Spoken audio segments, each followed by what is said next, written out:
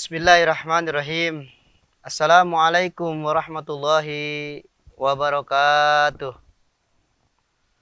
Alhamdulillahilladzi an'ama alaina wa hadana ila dinil Islam. Wassalatu wassalamu ala sayyidina Muhammadin miftahi zolam. Allahumma salli ala nabiyil hasimi Muhammadin wa ala alihi wasallim tasliman. Amma ba'du, puja dan syukur kehadirat Allah Ta'ala subhanahu wa ta'ala zala zalaluh. Salat dan salam semoga selalu terlimpah kepada baginda alam Habibana wa Nabiyana Muhammad sallallahu alaihi wasallam. Alhamdulillah, kita bersyukur kepada Allah masih ditetapkan dalam nikmat iman wal Islam dan sehat walafiat. Pemirsa VTV Indonesia di mana saja berada, berjumpa kembali dengan saya dalam acara Cahaya Ramadan. Semoga bermanfaat, insya Allah. Hamba-hamba Allah, umat baginda Nabi Muhammad SAW, di dalam pertemuan kali ini, insya Allah saya akan membahas bagaimana fadail keutamaan melaksanakan ibadah sholat taraweh di malam hari di bulan suci Ramadan. Setelah kita melakukan ibadah yang dinamakan ibadah wajib, yaitu berpuasa di siang hari, bahwasannya malam hari ada pekerjaan sunnah atau amaliyah sunnah. Dan insya Allah pada pertemuan ini di malam pertama, malam kedua, malam ketiga, malam keempat, dan insya Allah sampai malam kelima dan malam keenam.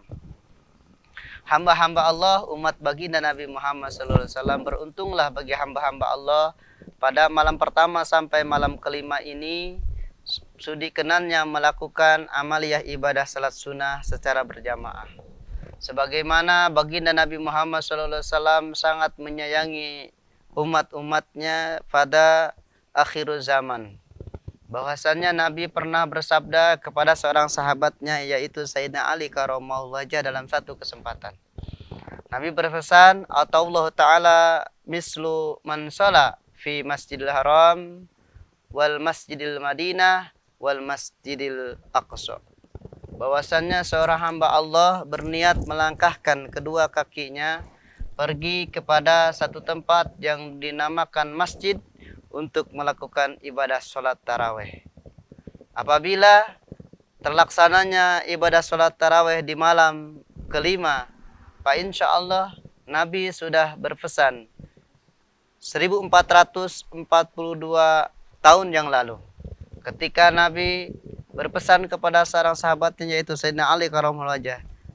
Baginda Nabi Muhammad SAW berpesan kepada sahabatnya, yaitu Sayyidina Ali karramallahu wajhah, bahwasannya Nabi bersabda, ketika umatku di akhir zaman melakukan atau melaksanakan ibadah sholat tarawih di malam kelima di setiap bulannya di bulan suci Ramadan, bahwasannya Allah akan memberi kepada hambanya atau umatku di akhir zaman man sholat fi Masjidil Haram wal Masjidil Aqsa wal Masjidil Madinah.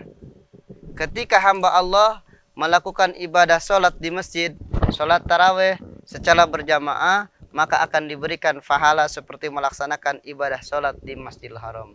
Dan juga Masjid Nabawi atau Masjid Madinah ataupun Masjid Aqsa. Tiga masjid ini adalah masjid yang termulia yang ada di muka bumi ini. Subhanallah, hamba-hamba Allah yang dirahmati Allah Subhanahu wa taala, umat baginda Nabi Muhammad SAW. Nabi tahu betul, Nabi paham betul pada umatnya di akhir zaman, apabila tidak terjadi yang dinamakan ibadah umroh ke Mekah Al-Mukarramah, dan juga tidak terjadi yang dinamakan ibadah haji, bahwasannya Nabi memberikan satu solusi yang sangat indah dan sangat bermanfaat bagi kita. Ketika kita melaksanakan ibadah sholat tarawih di malam kelima, Nabi memberikan pahala. Di dalam satu hadisnya adalah pahala seperti kita melaksanakan ibadah di Masjidil Haram. Ketika kita melaksanakan ibadah di Masjidil Haram satu rakaat saja, maka kita akan mendapatkan pahala 100 rakaat. Subhanallah.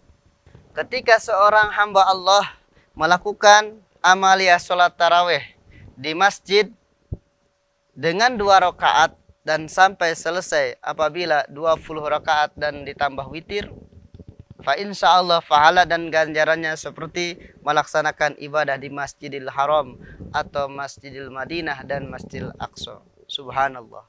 Nabi tahu betul dan paham betul bagi umatnya ketika di akhir zaman bisa terjadi yang dinamakan tidak bisa melaksanakan ibadah di Masjidil Haram atau Masjidil Madinah. Inilah satu metode daripada ajaran baginda Nabi Muhammad SAW. Apabila ada sesuatu perjalanan amaliyah yang tidak bisa dilakukan di Masjidil Haram, Nabi pun sudah mengetahuinya.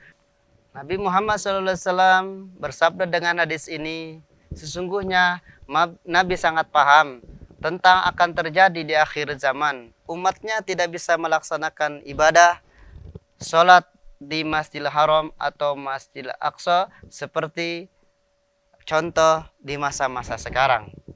Subhanallah, dengan kita melaksanakan ibadah sholat tarawih secara berjamaah di masjid, pahala dan ganjarannya seperti kita melaksanakan ibadah sholat di Masjidil Haram dan Masjidil Aqsa dan juga Masjid Madinah atau Masjid Nawawi. Hamba-hamba Allah, umat baginda Nabi Muhammad SAW, beruntung kita menjadi umat baginda Nabi Muhammad SAW.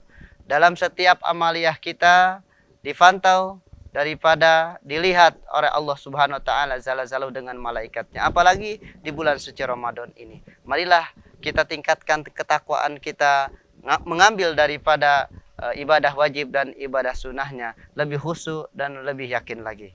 Mudah-mudahan pertemuan kali ini bermanfaat dan juga mudah-mudahan kita diberikan kesehatan badan, kesehatan rohani sehingga kita tetap kuat melakukan ibadah puasa. Itu aja yang dapat saya sampaikan. Mohon maaf apabila ada kekurangan. Wabillahi taufiq wal hidayah. Assalamualaikum warahmatullahi wabarakatuh.